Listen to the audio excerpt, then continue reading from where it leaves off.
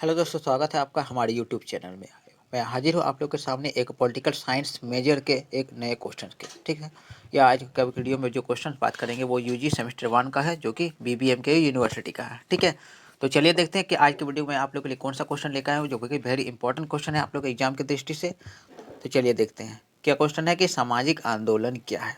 सामाजिक आंदोलन नाम से समझ में आ रहा है कि समाज से रिलेटेड कोई ना कोई बात है। ठीक है, तो यानी कि समाज वैसे आंदोलन जो समाज के भलाई के लिए होते हैं, समाज के कुछ मांगों के लिए होते हैं, मांग को पूरा करवाने के लिए लोगों पर या फिर सरकार पर दबाव डालते हैं, तो ये सब सामाजिक आंदोलन होते हैं।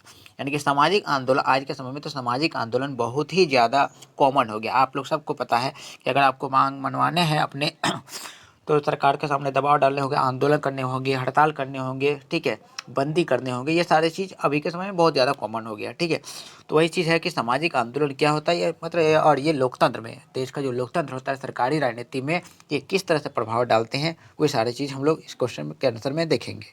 तो चलिए सर आंसर को देखते हैं कि एक सामाजिक आंदोलन एक विशेष लक्ष्य, आमतौर पर एक सामाजिक या राजनीतिक लक्ष्य को प्राप्त करने के लिए लोगों के एक बड़े समूहों द्वारा एक शिथिल संगठित प्रयास है। मैंने बताया ना कि सामाजिक आंदोलन क्या होता है, लोगों का एक समूह होता है। बहुत सारे लोग एक समूह होते हैं जिसके कुछ मांग होते हैं। ठीक है, और वो अपने मांग को मनवाने के लिए ही आंदोलन करने के लिए एक जगह एकत्रित होते हैं, संगठित होते हैं। ठीक है, और सबका मकसद एक ही होता है।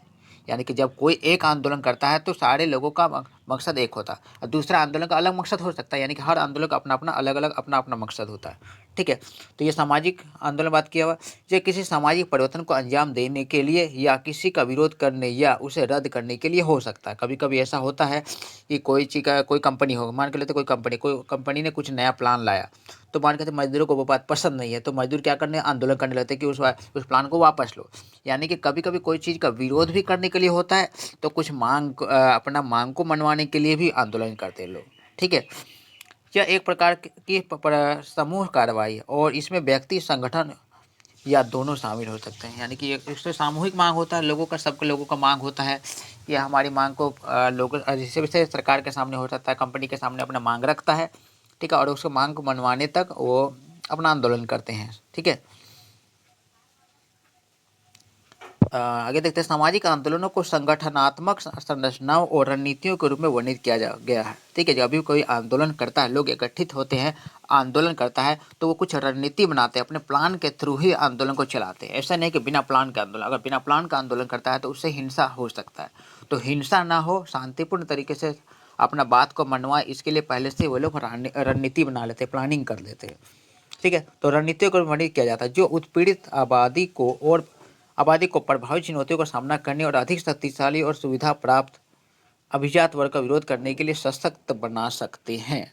ठीक है, ये कहना ये चाह रहा है कि हम अगर ये लोग सामाजिक आंदोलन करने वाले लोग एक पूरे प्लान के साथ आते हैं, पूरे एक रणनीति के थ्रू आते हैं, ताकि उनको जितना भी आगे का जो चुनौतियाँ, रणनीति जब आंदोलन चलाया जाएगा उस समय जो जो चुनौतियाँ आएंगे, उन चुनौतियों को भी बड़े अच्छे से सामना कर सके। ठीक है, और अपने संगठित को बिखरने ना दे, ये सारे रणनीतियां बना के ही आंदोलन करते हैं। ठीक है, आगे देखिए कि वे राष्ट्रों के भीतर नीचे से सामाजिक परिवर्तन की एक पद्धति का प्रतिनिधित्व करते हैं।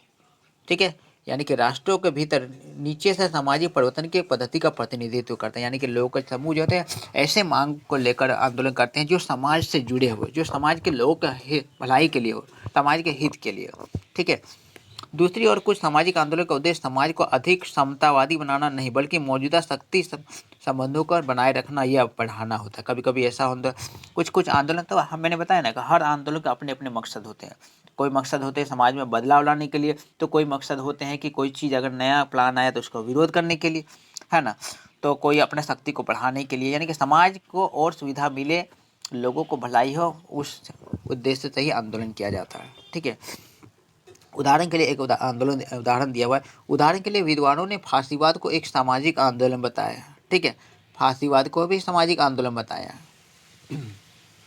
सामाजिक आंदोलन का लोकतंत्र पर गहरा प्रभाव पड़ता है। ठीक है, लोकतंत्र यानी कि सरकार पर गहरा प्रभाव पड़ता है। अगर सरकार से कोई मांग होता है, तो अगर आंदोलन अगर बहुत मजबूती के थ्रू चलता है, तो सरकार को आखिर में झुक जाना पड़ता है और लोगों के मांग मानना ही पड़ता है।